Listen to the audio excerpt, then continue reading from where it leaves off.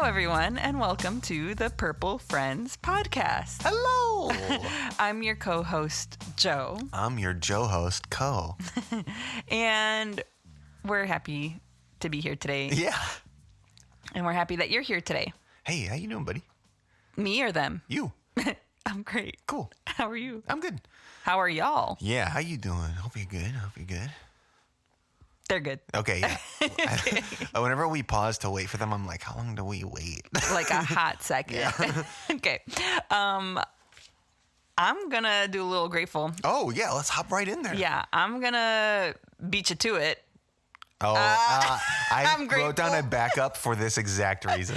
I mean, I did too, but I am incredibly grateful for Stardew Valley. Stardew Valley, that was gonna be mine.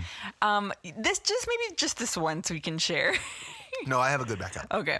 What is your background? No, don't look. Oh. What the heck? I'm grateful for Stardew Valley. Corey and I have been playing this game together. And For a decade now. for anyone who doesn't know what Stardew Valley is, it's a little farming simulating game. So we have a farm. It's called the Purple Friends Farm. Yep. And we both have purple hair. Yes, we do. Independently, In the we farm. decided to do Yeah. that. But it's been really fun. We've been able to game together, and it's quality time, and it's also one of our favorite hobbies. Yes, we love to play that game. It's so fun and collaborative. Mm-hmm. Okay, since I can't use that, But you are also grateful. yeah, I'm completely grateful for that. If I could speak on it for just a moment, it's just so nice to be like, it's just like a mini, like, it's almost like a parallel with our family, our life. Just like we have this business, we have this farm, and we're trying to make money from it, and we're also trying to do good in the community and make relationships and all this other kind of funny. stuff. There's like a community center that we're trying to like put together and all this other stuff. And it's funny, too, like the things that we focus on in the game are very similar and parallel to the things that we focus on in the business. Yes, like and it's like a perfect puzzle piece that fits together with very little overlap, but like a lot of completion of everything. Yeah, it's been very fun and wonderful. Yeah, that's been great. But that's not what I'm grateful for because I have to pick something else. I'm going to pick... Stop trying to read it. Did you read it? My little grateful is good old apple and peanut butter, y'all. It's a nice, healthy, and nutritious snack. Yeah, you ever just like, man, I want to have lunch, but I don't really have anything I can eat at my house. I'd have to make something. Oh, but I don't want fast food. Apple and peanut butter's got you. Yeah, Apple, protein, a filling. big old apple, that'll get you through for a while. Yeah. Like, and I'm generous with the peanut butter. I get a big scoop. Yeah. And I dip them every bite, basically. And it fills you for sure. Yeah.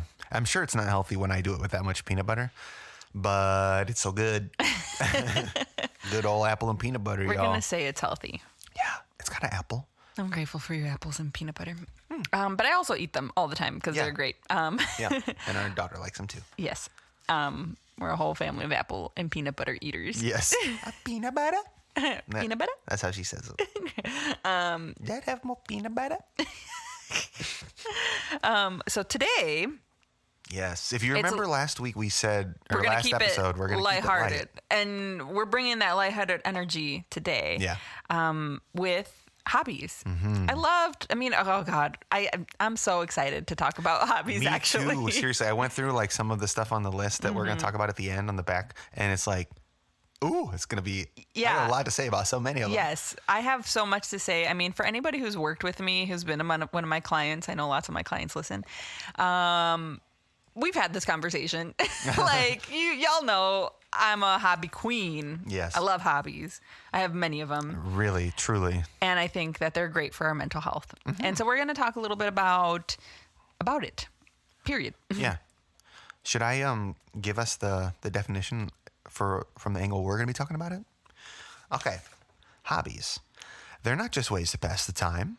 They're intentional activities pursued for enjoyment and personal growth. From a psychological perspective, engaging in hobbies can be a form of active self-care. They provide a space for flow state, which is a concept coined in 1975 by a Hungarian-American psychologist, Dr. Mihai Csikszentmihalyi, hope I pronounced that correctly, where a person is fully immersed in an activity, leading to a sense of energized focus and enjoyment, that flow state that we all hear so much about on social media.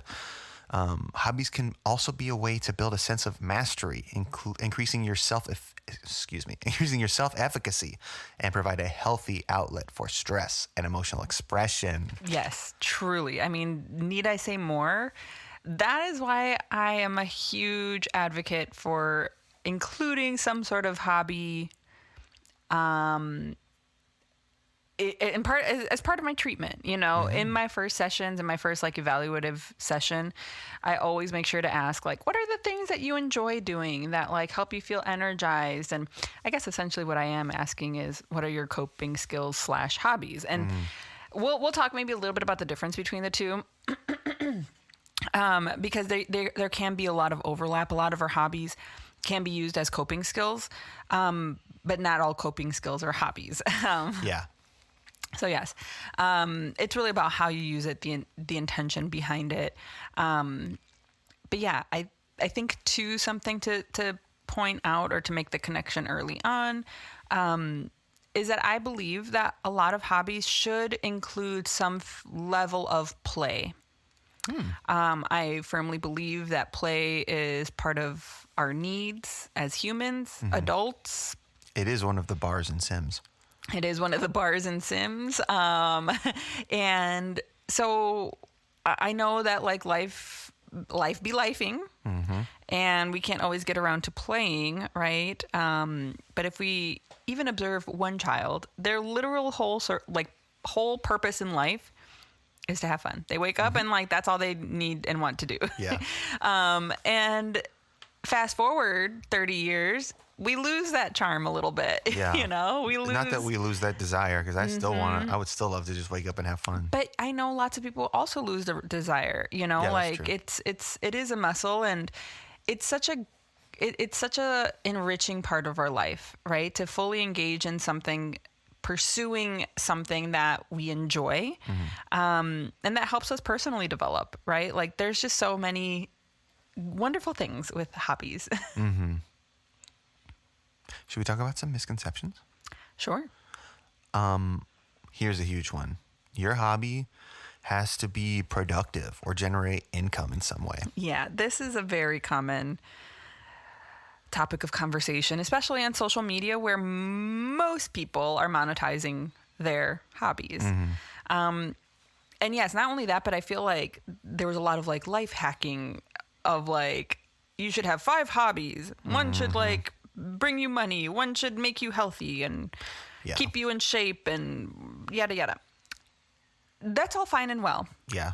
If that works for you. If that works for you, that might be an idealized version, but it doesn't have to be, right? Many, many times I often encourage people to just engage in anything, right? Low skill, low investment hobbies, doing something that you enjoy, without bringing on, like, there's so many artists that I've talked to, that I've heard just talk about how monetizing their hobby sucks the joy out of that hobby. And not just sucks the enjoyment out of it, but also sucks the creativity out of it. There's no better killer to creativity than pressure. We've both experienced that firsthand. Oh, yes. Oh, multiple times, I think, individually. Yeah. And yes, I mean, again, for those who know me personally, y'all know I have often sold paintings or pottery or knitted garments, or I made my Labubu some clothes. And can I tell you how many times people are like, you should sell those on Etsy? And I'm like, yeah, I'm immediately going to hate everything about it. Yeah, for real. It's not going to stop me. Hey, why don't you take this thing that gives you joy and why don't you start competing with Temu about it? Oh my gosh. Oh my God. Yes. That like opens up a whole other thing of like how unethical it is for people to exploit small creators. And oh my gosh. Yeah, that's a whole other thing. Yeah. But yes, I'm sure those creators also feel the sense of dread and how it, impacts their creativity. So yes, no, hobbies do not need to be productive. In fact, they don't need to be productive at all. They just have to be enjoyable. Yeah. If you're enjoying it, if you like it, done. Check. It's done its purpose. And it absolutely does not need to generate income or make you healthy or any of these other things. I would call that a goal, not Yeah. a hobby. Yeah. Yeah. Now that you mention it. Yeah. Another misconception I would say is the feeling or the thought behind, I'm not good enough to call this a hobby. Yeah. I'm not good enough to even do this in my free time. Yes. Like drawing. Mm-hmm. Why don't you talk a little bit about your experience with drawing? My experience with drawing? I feel Sure. like it's like a perfect example to this Oh, one. sure. I mean, well, yeah, truly. I'm not very good at drawing, and I blame a lot. I vocally blame a lot of it on, I have like a hand tremor that I sometimes get, but honestly, like I just have never been, I've never practiced. I've never really tried very, very hard at drawing, and it's just so frustrating to not be good immediately. But I would beg to say that you've drawn, and I've enjoyed the things that you've drawn. And Yeah, you have a sick, twisted sense of humor and aesthetics, though.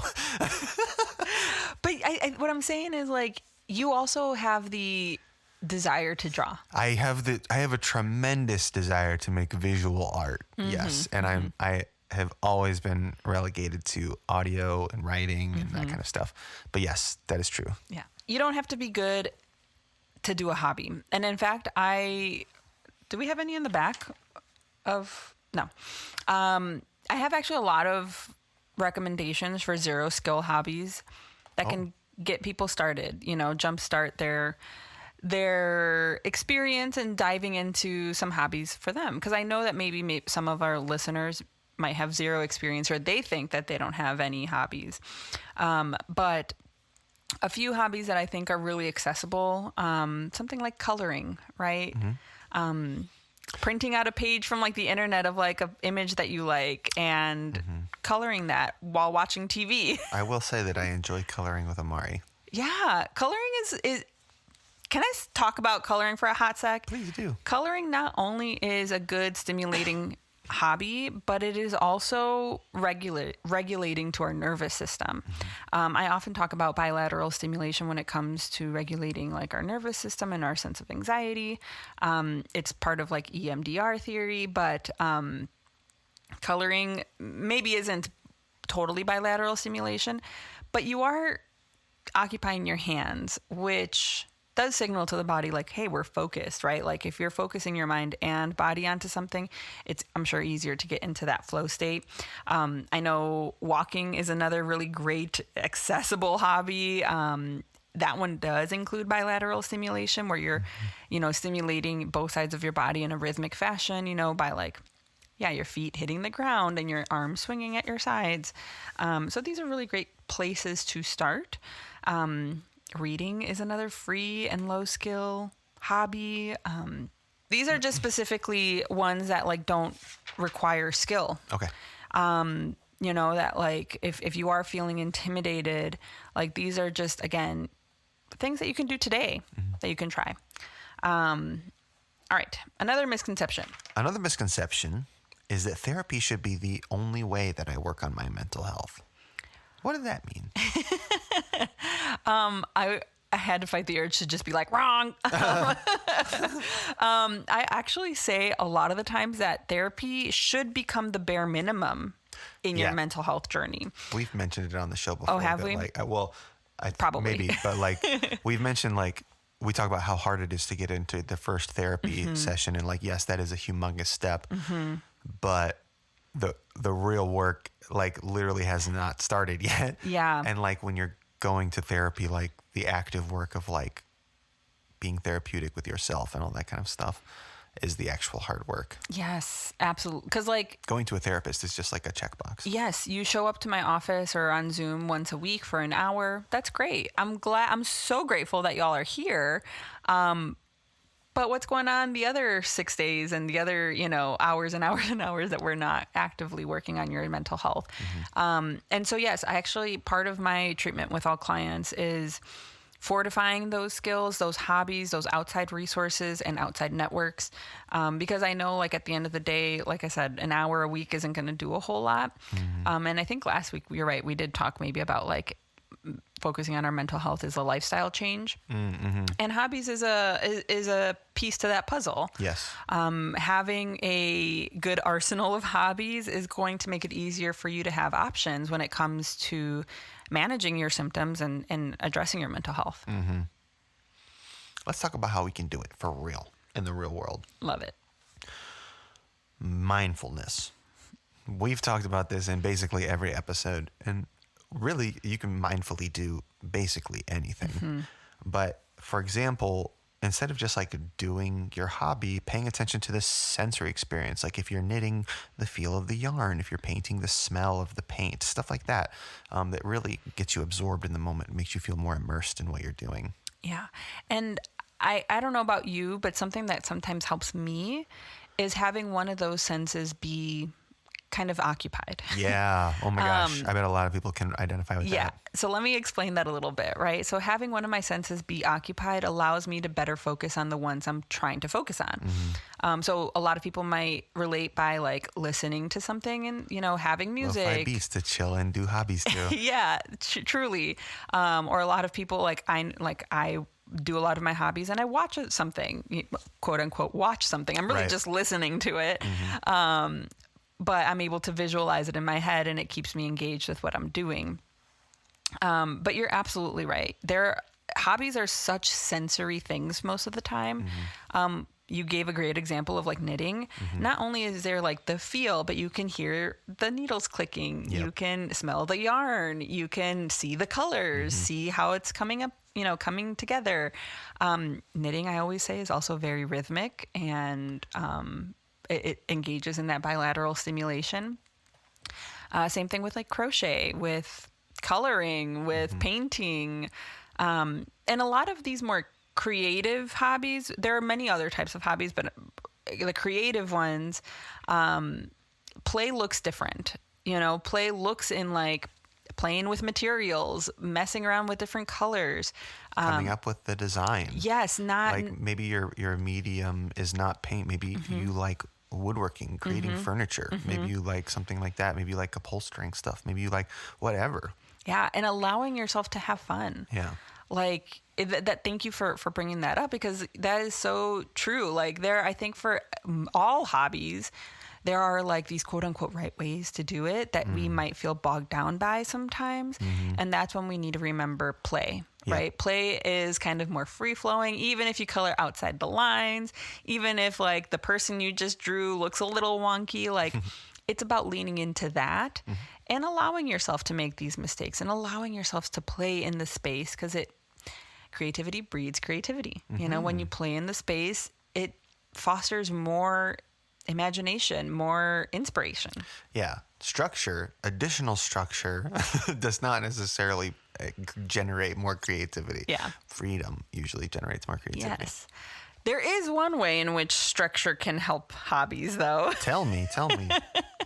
And that is creating a scheduled therapy time, right? A scheduled hobby time? Yeah, not therapy time, hobby time.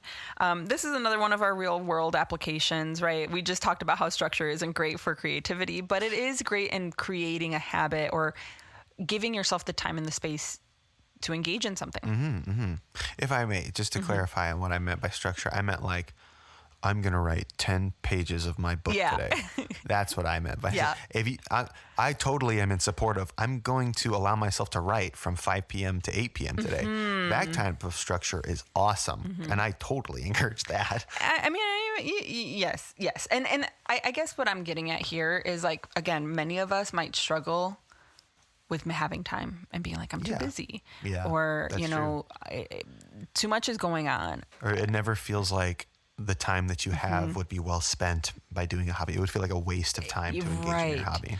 And I know that those are a lot of like really heavy mental barriers to getting to like the thing that you want, right? I know many of you might want to have a little jam sesh, to, go out and play golf, to,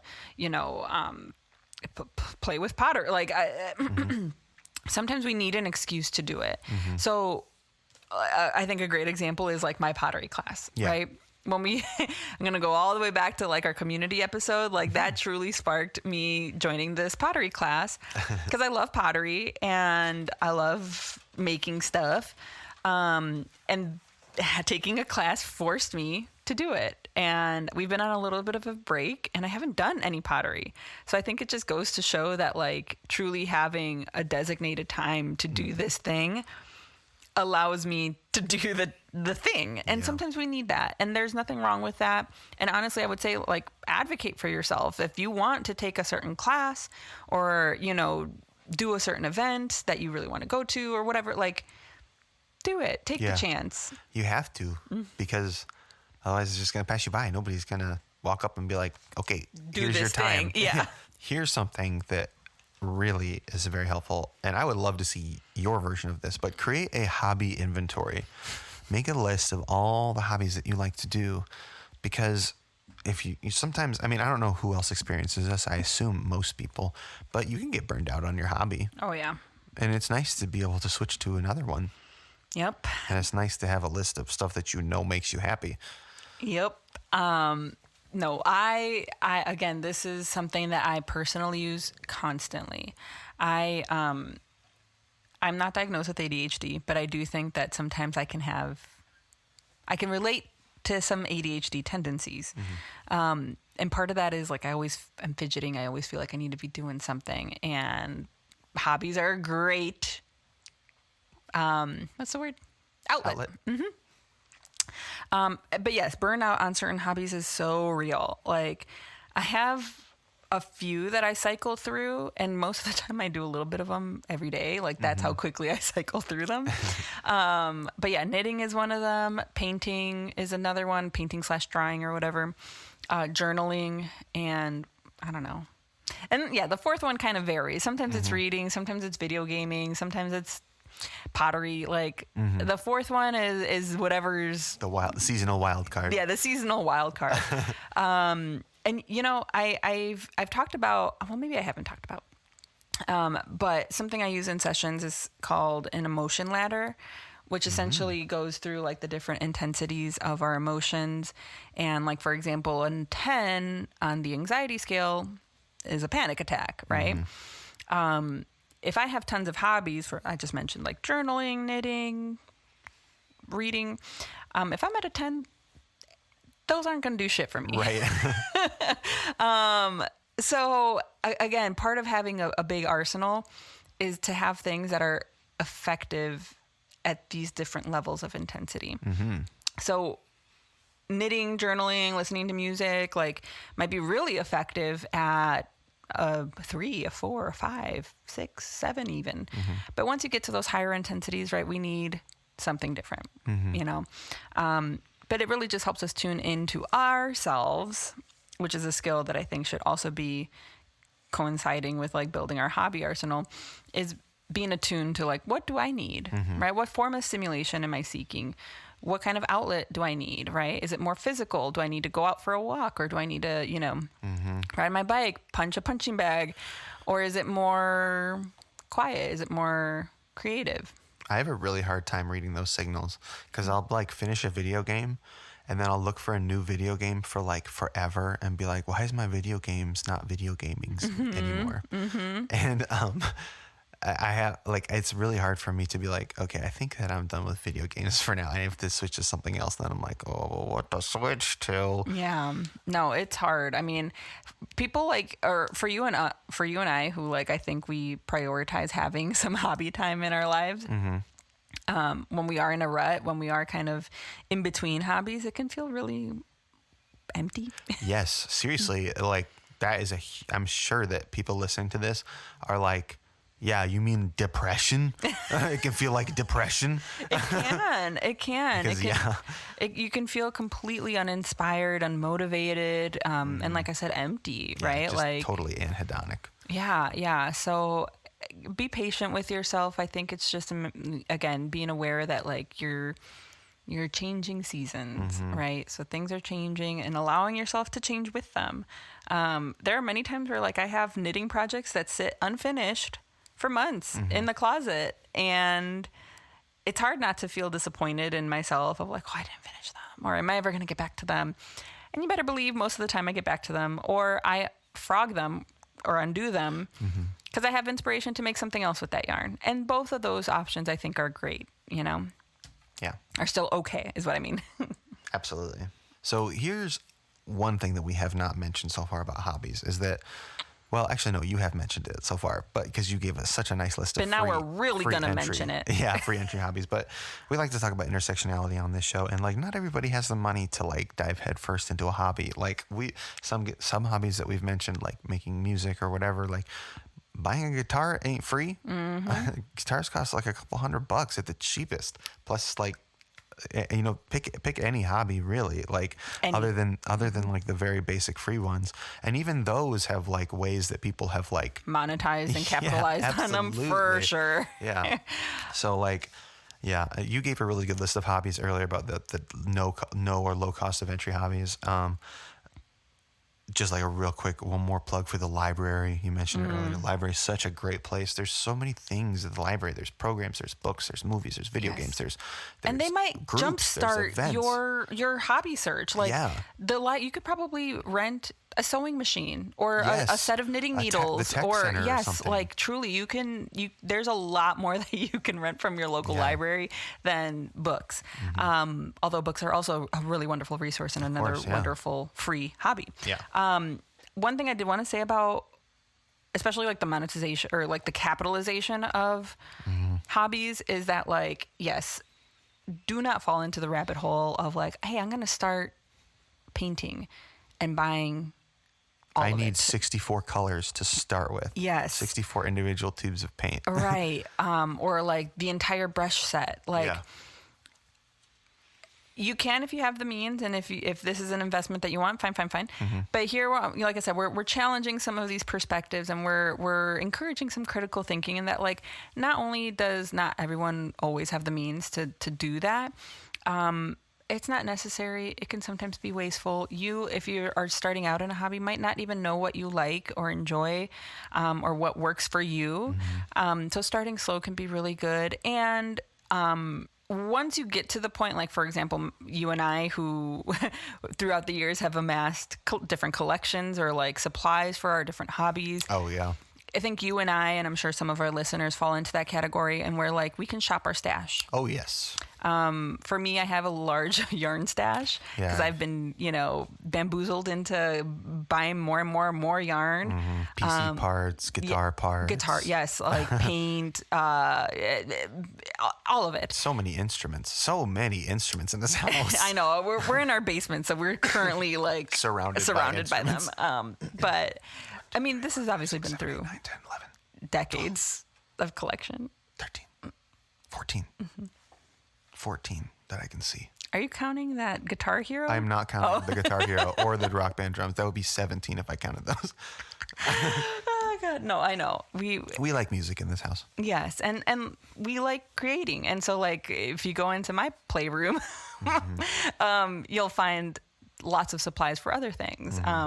So yes, again, collecting is also another hobby that I think has been very popularized. And like I said, just be mindful of what you're collecting.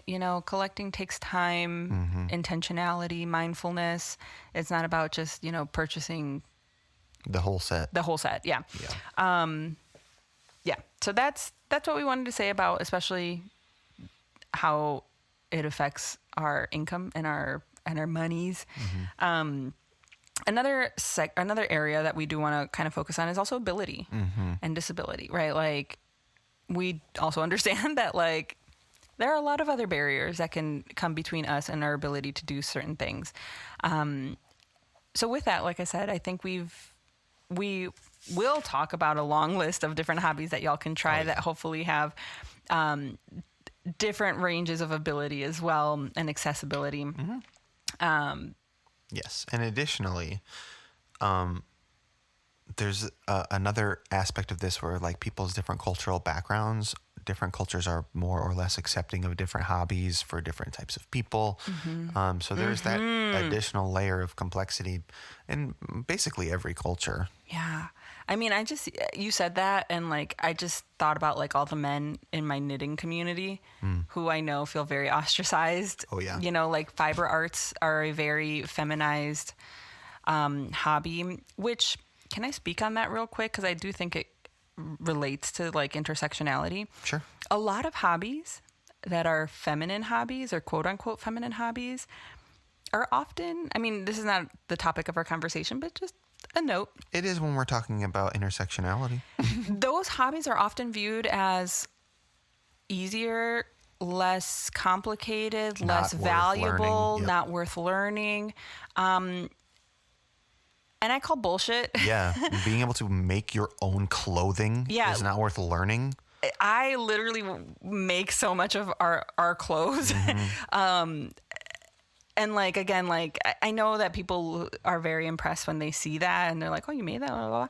But like as a whole, there's again these stigmas around certain hobbies because they're either that's a girl's hobby or that's a boy's hobby or, you know, this is valuable and you should charge this much versus this is no one's going to buy that, you know? And it's like, be mindful of that, especially if you are venturing into monetizing a certain hobby, or, you know, entering a space and where you feel like, oh, there's not a ton of people like me in this space. Being aware of that, like, and also like, can I just say like the colonization of certain hobbies too? Yes. Like I think about crochet or like beaded work, which are very like not American, like Native American, Indigenous American hobbies. Like my mom does beadwork, and the women in my family have crocheted for decades and years. And like now it's like at Target and now it's like at TJ Maxx and people are like fawning over these beaded works, beaded purses and crochet tops. And it's like all of the cultural significance has been stripped away from it, you know, and it's again, just something that I really like about my hobby work is that like how it does connect me to, like I said, the women in my family. Like my grandma made all of my mom and her sister's clothes, and like she did beaded work, and we have like jewelry that my grandma made. And I just think about how when I do these things, it does connect me to her, who passed like over 20 years ago. And not just her, but like the other women in my family, the women in Honduras like my family members who live in Honduras, and still do that in a very functional way. Like I think about my tia Toña, who crochets, and she used to make like these beautiful crocheted tablecloths. Like, so it connects me to that part too, which again enriches my life. Not only do I enjoy it, but it also feeds me in that way. And so like, yes, connecting to your hobby and on a deeper level, I think can also be very therapeutic. Yeah. Thank you for sharing that. Do you like how I didn't cry? Yeah. Play back the tape. I don't know. Maybe I got a little like choked up, but like no tears. Look at it. They're dry. They're not dry. I'm looking at them. Let's talk about some obstacles real quick and overcoming them, and then we'll get to our big list of hobbies. Big list of hobbies at the end. Here's something that I struggle with. Whenever I start to do a hobby, I get distracted by how I'm not making any progress, so I want to stop. That's exactly what I talked about with drawing. Here's a small step. Basically, the rule is commit to doing the hobby for just 1 minute or 5 minutes or whatever with zero expectations. Just do it. Yes, this is so helpful. I use this all the time with drawing. Anybody who's a sketcher or a drawer like knows that there are like these warm-up practices of like draw a figure in 10 seconds. And you're like, you can't do anything in 10 seconds. And that's the whole point, right? Yes. Like to do whatever, to be messy, to get loose, to get yourself started. And usually you'll see the juices start to flow, your hands start to relax, your mind starts to relax and lets you go there. So this is a very wonderful, tangible takeaway. Thank you. I just want to say one more thing too. It reminds me of a story from when I was in high school. I used to sit with my best friend's older brother and his friend, because there was like nobody else in my lunch group or whatever. I was a very unpopular person. But one day it was just me and the friend of a friend, and we were just talking about music and stuff. And at that time, I was just learning how to like write music and stuff like this. And I would say stuff like, I just don't know where to start, honestly. And he said something to me that I literally will never ever forget as long as I live. And he said, you have to write a lot of Love Me Do's before you can write one Let It Be, which is a reference to the Beatles. Let It Be is like a very, it's a orchestrated, well-written, beautiful song that everybody knows. And Love Me Do is one of their earlier singles. It's like a hit, but it's just like, it sounds like a whole bunch of their other earlier music. And basically the point is like, you have to get out your dumb stuff before you can get to the nugget. Like the nugget's not just sitting on top of the mountain. You got to dig for it. Mm-hmm. You've said that I've to me. said it to you, yeah. And for someone who doesn't know any Beatles music, it went right over my head. But it was very helpful to hear that. I think substitute it for any artist that makes sense for you. But I remember you said that to me when I was working on my first knitted sweater, and I was like, it's just not turning out, and I don't know, and I've already used this yarn, and you're like, just make it so that you can make your second one, and your second one's going to be better. Mm-hmm. And like, that was like, but you did say that whole let me do thing, blah, blah, blah, blah. Which didn't mean anything to you. It didn't mean anything to me, but maybe it'll mean something to somebody else. But yes. Basically, like, but the premise you can't still make your second sweater until you've made your first sweater. Exactly. And you better believe that second sweater was better. Yeah. And I've gotten better. And like, I love that, truly, like, and I think that goes into the sense of play, right? When kids play, they don't care about how it comes out. When they're coloring, they don't care what it looks like. They just do it. Mm-hmm. And that's the whole point, right? It's freaking channeling Shia LaBeouf from just 10 years ago. Oh my God, why did you do that? Oh my God. But anyway, Shia. I know. Sorry, go back to the depths of hell. Actual cannibal. Anyway, yes, just do it. I can't. Oh my God. Just try. Just do it. Just try. Just finish it. Even if it sucks, just finish it so that you can try again. Yeah, you can try again. Love that. Okay. Next obstacle. This one I struggle with. I don't have the money for a hobby. Yes. Because I always want to buy new stuff. I always want to buy, like, we've talked about this in the consumerism episode where, like, we're constantly being fed buy more. Mm-hmm. And same is true for all these niche hobby communities online. Yeah, like, what kind of stuff do you get advertised? Oh, my God, like, certain doohickeys and, like, things to like hold my yarn, things that like dispense my yarn. Yarn don't need none of that. Like you can just have the yarn ball and it does the job fine. Yeah. I get a lot of like virtual instruments and stuff like that. Yeah, no, see, I've never been advertised that. Yeah. But like something that I've noticed. The perfect Latin drums. Like my phone case. My phone case folds into a like tripod stand that has been advertised to a lot of like artists, like traditional artists, because they can like film themselves drawing. And it folds up flat. And I use it every day. And in my natural life, so many people are like, oh my God, where'd you get that? That's so cool. I've never seen it. And I'm like, I got influenced on social media. I'm like, y'all haven't seen these? If you want it so bad, I'm sure you'll see it soon. And it just goes to show that like, yes, there are these niches though. And we all get sold different things.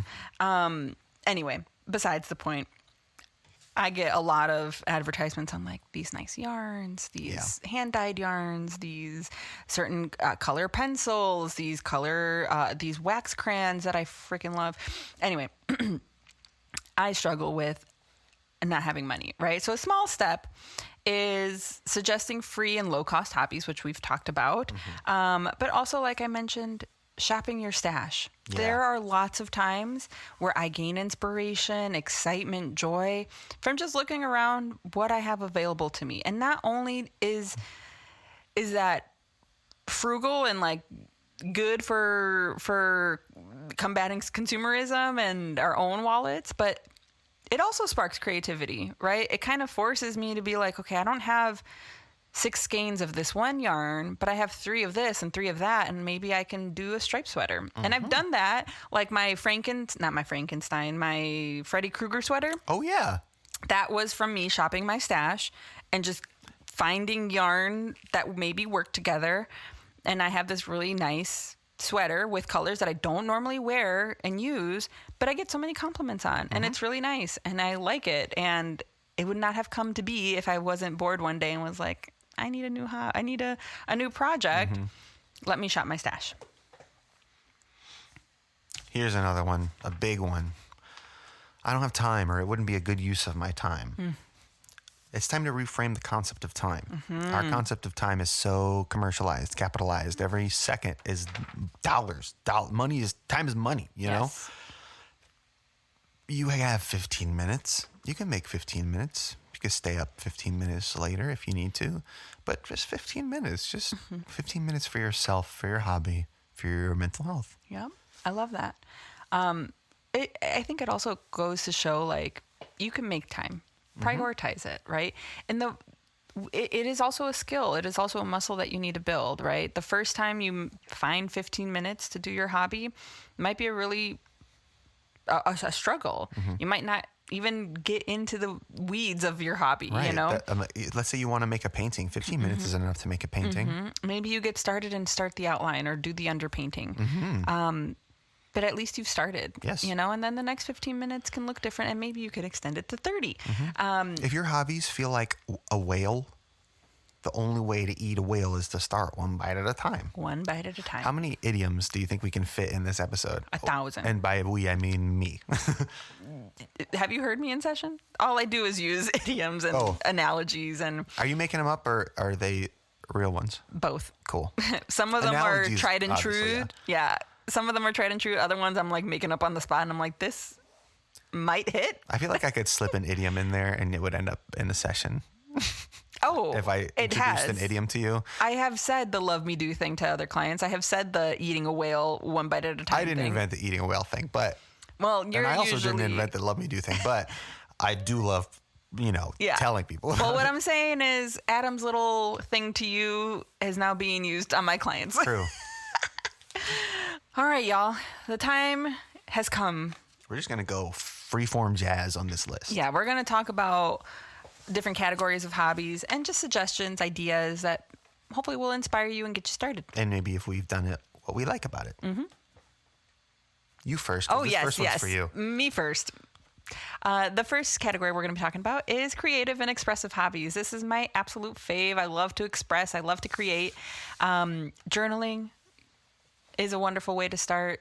Easy and accessible. Yes. You can also journal in a lot of different ways, right? Again, if we're talking about disability, you can voice to talk, you can type on your computer. Yep. Like, there are a lot of ways that you can engage with this hobby. Sketching and doodling, again, very accessible. Most of us have a piece of paper and a pencil. Have fun, right? Make scribbles, make marks, make lines. I'm busting in here to talk about creative writing.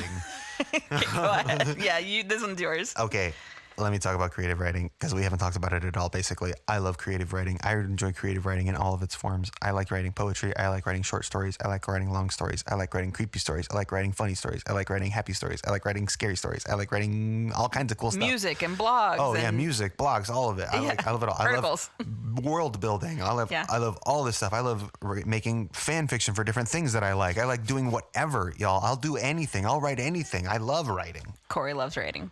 I'll write for 15 minutes. I'll write for 8 freaking hours, y'all. Yeah. I don't give a freaking heck. I'll do it. And it's so easy to get started. Like, you can just take anything in your day and just like start writing about it. It could be start off as a journal entry. You could just, there's no rules. Stream of consciousness. You can do whatever you anything. want. Anyway, creative writing is so good. That's one of my very favorite things to do in the entire world. Yeah, I feel like that's one of your top 3 in your arsenal. Oh, yeah. Collage making, again, accessible. You can just stick things. I kind of do this without, and I think a lot of journalers might do this without them knowing, like junk journaling, like just sticking receipts and little papers and stickers into them. Like, it can be really expressive. I do that a lot in my journal. Upcycling and DIY crafts, right? This might be more so like with the fiber arts, sewing, cutting up, dyeing. Making stuff out of old stuff, right? And again, those are a lot of the times things that you can do at home. And also there's a ton of like creators online that you can probably find that give you wonderful ideas if you don't know where to start. That's true. Really quick about creative writing. I don't post it anywhere. And I also, all of my music is all free because I refuse to commercialize my hobbies. Yeah. Actually, can we talk about, because neither of us currently are monetizing any of our hobbies. Right.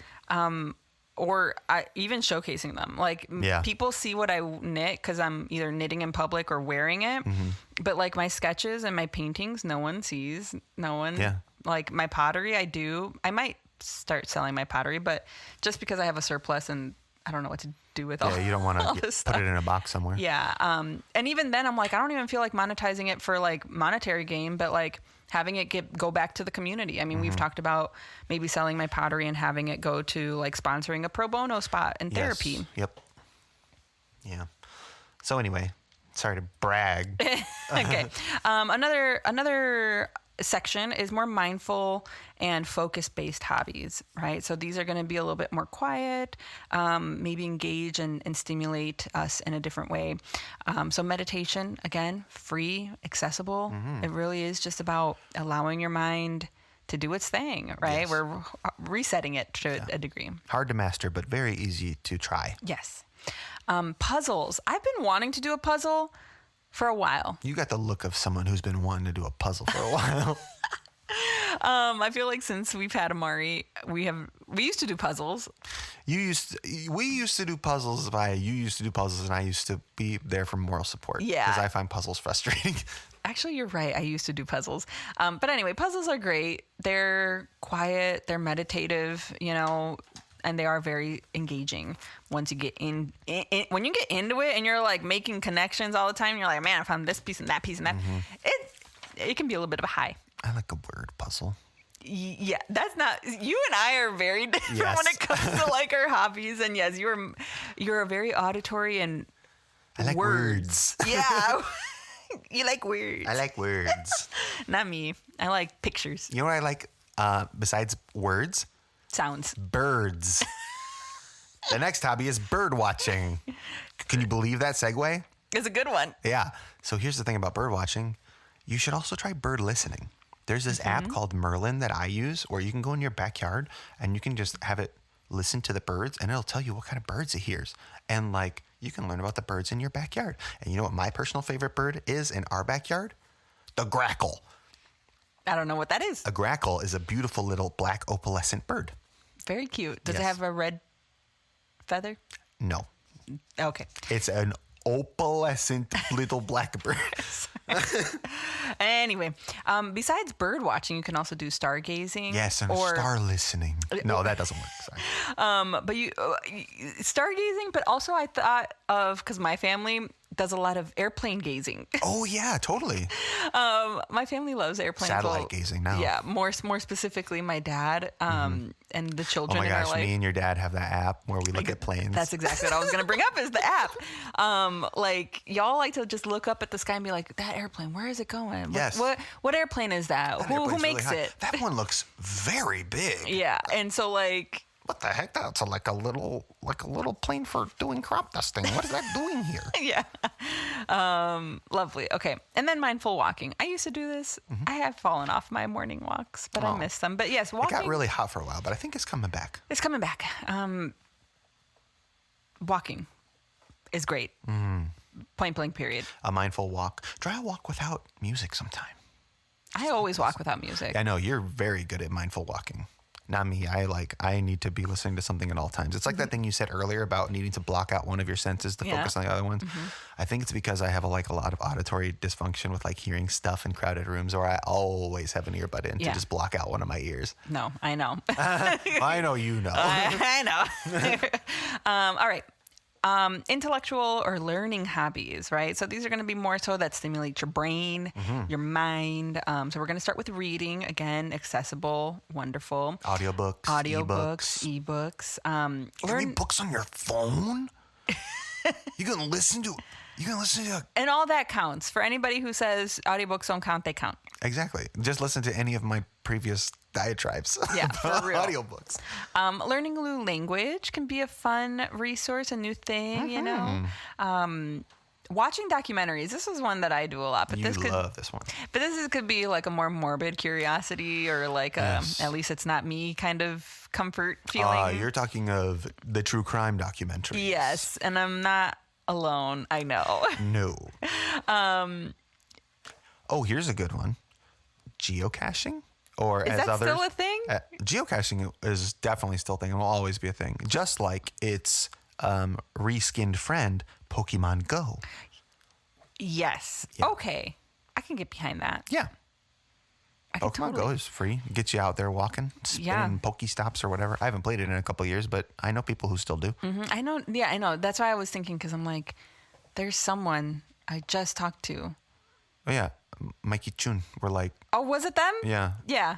Oh, sorry. We were catching Pokemon. Yeah. Yeah. And Oh, we that's were right. like, They were hell late. yeah. They were coming over and they were like late. And we were like, yes, please. And they were like, we were catching Pokemon.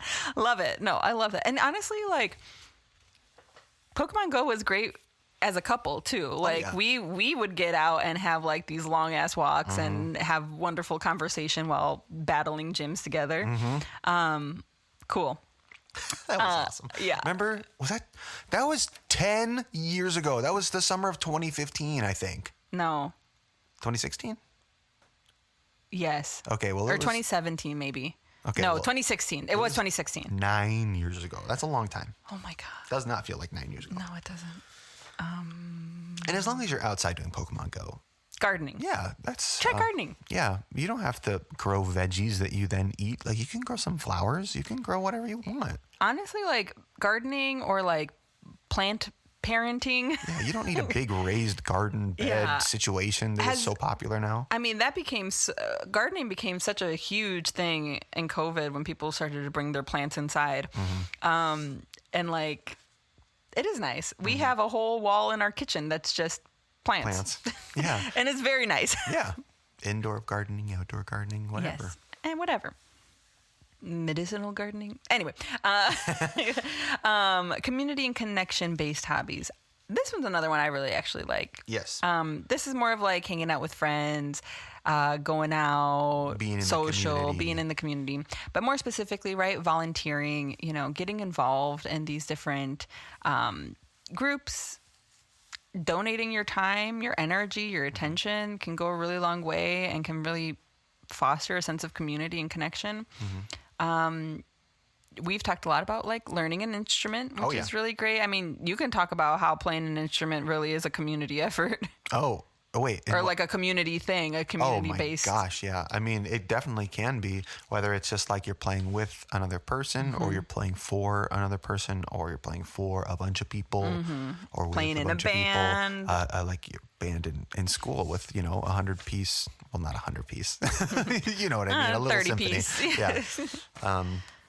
But yeah, you don't have to get a guitar. You don't have to spend a couple $100 on a guitar or a saxophone or something like that. That's like, one of the quote unquote cool instruments that people get into. Like, there are super cheap little keyboards. There's super cheap little, Like ukulele. Like Oh that's my how gosh, what I yeah. got into 15 years ago. you can get a harmonica. You can get a recorder. We got recorders like a few years ago, and that was really fun That was too. really fun. Also, too, like listening to live music. I don't know. We went to like the DuPage Symphony Orchestra. Like they put on like live concerts in the community and like in downtown Wheaton or whatever. And like, or I think about like my parents go to Rockin' Wheels in Addison every single Thursday. Yep. And I go because it's nice. It's fun. And I like to go. I like to go outside. I don't care for the music, and I don't know anyone there. I know my parents, and that's about it. Yeah. But yeah, doing stuff like that, getting out of your comfort zone can really spark inspiration. Yes. And here's an interesting one that is kind of like can be community themed, is like learning to cook and just cooking with a theme, or, just going, one effort level up in cooking and bringing it into the mindful category. Yeah. And like cooking is a wonderful hobby, period. Cooking for a person. Not only is that intimate, again, it can spark inspiration, and a lot of creativity. Yeah. Don't two people cook. Okay, if there's two cooks, one person has to sit and drink wine or something.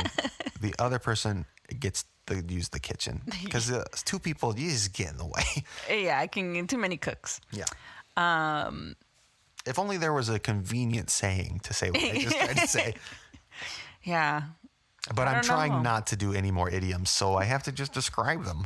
I have to go around the bend for them now. This is worse. Oh my God, I love it. Okay, another community one, which we're currently doing this. Podcasting and listening to podcasts. Yes, I'm currently podcasting and listening to podcasts. Honestly, I feel like it's brought us a lot of sense of community. Uh-huh. And we get to share it with those in our community. Absolutely. For free. That has been really cool. And then writing letters. Oh my God. I used to write letters Me too. all the time, like to my friends. Yeah. Like I used to, and like do calligraphy and do little wax stamps on the back. And like, I feel really bad for all of my recipients. no, mine were gorgeous letters. Just chicken scratch on notebook paper. But yeah, writing letters really kind of sparks a different sense of communication, right? It's like slow. Or a postcard. Or I've seen a lot of the times or I've seen recently a lot of like millennial parents buying their kids and tweens a landline instead of a phone, like a smartphone. I have not heard that, but that really made me very happy. Right? Isn't that nice? And like seeing conversation spark, like seeing these kids talk to their grandparents Imagine the phone company like, you want what? What did you say you want? a landline. But you know what? Like in an age where like our attention spans are so short and everything is so immediate and distraction is everywhere, things like a landline, things like engaging in hobbies really help in combating some of that time like warp happening and like the dopamine rushes and like if you're able to do your hobby while your phone is on do not disturb, you definitely should. Unless your whole phone is involved in your hobby, you should try to put it far away. You know what helps me if I'm ever, which is funny, I often record myself doing my hobbies. For you. For me, no one sees these videos. No one sees these pictures. But it helps me too, because if my phone is recording, it's not in my hand. Yeah, that's true. It's like propped up on a little stand. Yeah. it's like over there. Yeah, I can't answer any of the messages coming in or anything. Yeah, totally. Anyway. Man. I know. Okay, hold on real quick. We did not mention, there's a lot of hobbies here missing. Yes, there's so many that we didn't mention. We obviously didn't mention a whole lot of like physical hobbies, sports. I think that's probably because we just did our last episode and we didn't want to go too hard into like getting physically fit or whatever. Oh, well, yes, I know. But and what I'm getting at is like, this is also obviously very skewed by like our experience. Oh my God, yeah. So this, like I said, is I think I said woodworking at some point, just trying to be inclusive. I know. Even cooking, I was like, wow, it took us all episode to mention baking and cooking. Yeah. Where I know that's like a very common hobby. Like my sister bakes and cooks, and I think of countless like clients that really enjoy it. So I know that we are missing a lot of different hobbies. But I hope that some of the principles and theories behind what we talked about today can still stick and it applies to y'all in your specific hobbies. And if there are things that we haven't mentioned and y'all are like, hey, you guys might really be interested in learning about underwater basket weaving. Right. Yeah. Please let us know. We would love to hear about it. And you and I are the type of people that love to learn new things. So who knows, maybe in our next hobby episode, it will be mentioned. Yeah, true. Yeah. I don't think we even mentioned all of the hobbies that we have. I know. We haven't. I'm looking around our house right now and I'm like, we missed it. I didn't even mention my main hobby, which is producing music on my computer. I know. Yep. But anyway, maybe next time. Yeah, maybe next time. We love y'all. Yeah. That's all we had for you. I hope that you found this helpful. Yeah, I hope you have some time for some hobby time. Yeah, that's your homework. Please find some time. Yeah. An hour this week. Yes. And you can break that hour up, but just an hour for a week. And if it treats you right, maybe you can crank that up in the next weeks. Absolutely. We love you so much. Love you. Goodbye. Bye.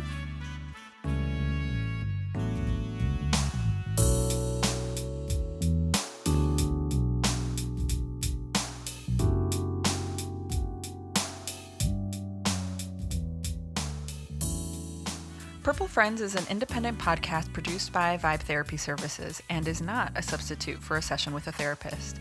Our show art is created by Jocelyn Lang, and our theme music is Nature Nurture by The Implied Bear.